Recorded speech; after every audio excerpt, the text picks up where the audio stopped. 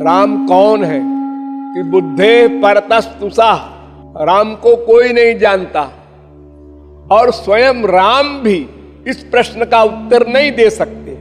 राम से कोई पूछे आप कौन हैं, उत्तर नहीं दे सकते, क्योंकि वो अदृष्ट है, अव्यवहार्य है, अग्राह्य है, अलक्षण है, अचिंत्य है, अज्ञेय है। वो सच्चिदानंद ब्रह्म है और इस प्रश्न का उत्तर जो देगा वो इंद्रिय मन बुद्धि से देगा और इंद्रिय मन बुद्धि की गति नहीं है।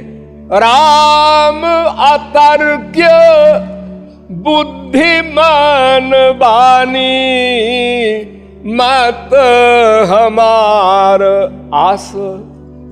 बुद्धि से परे है तो इंद्रियों की क्या गति।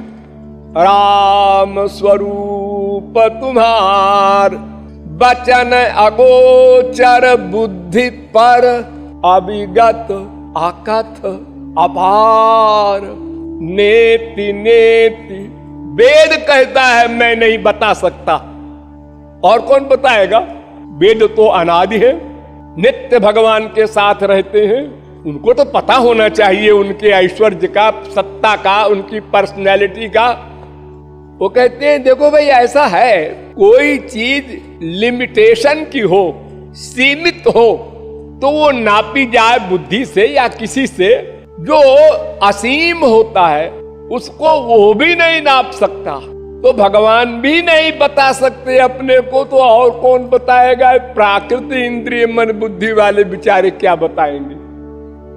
विधि हरि शंभु न चावन हारे, तेऊ न जानहि मरम तुम्हारा।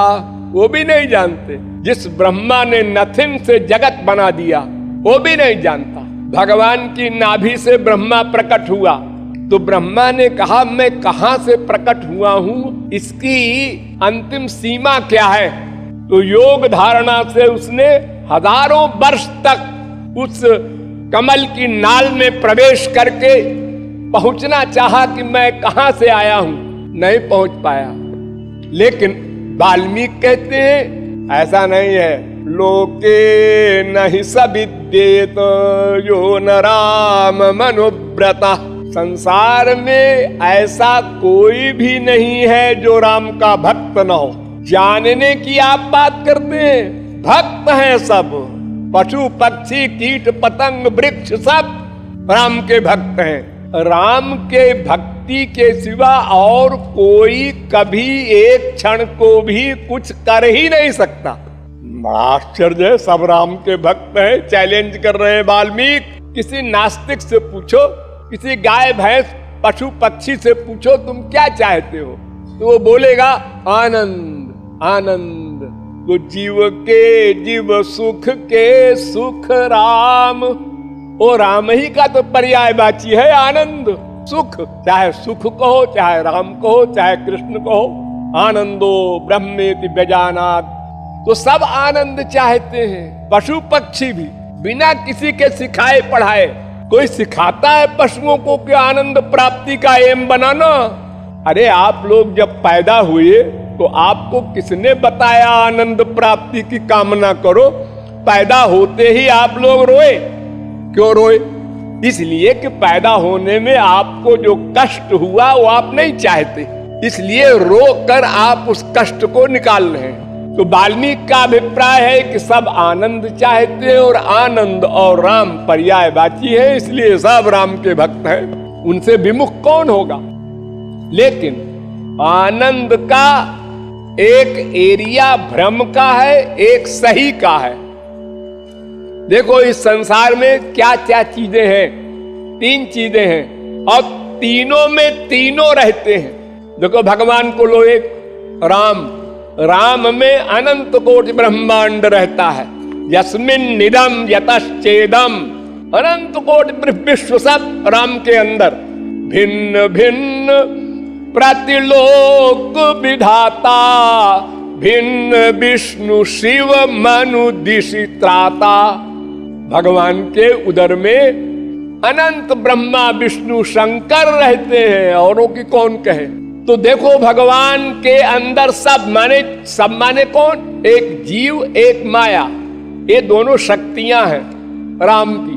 तो ये दोनों शक्तियां भगवान के अंदर रहती हैं। प्रलय के बाद सब अंदर से निकलते हैं, कहीं बीच से नहीं आते या खरीद के नहीं आते कहीं से।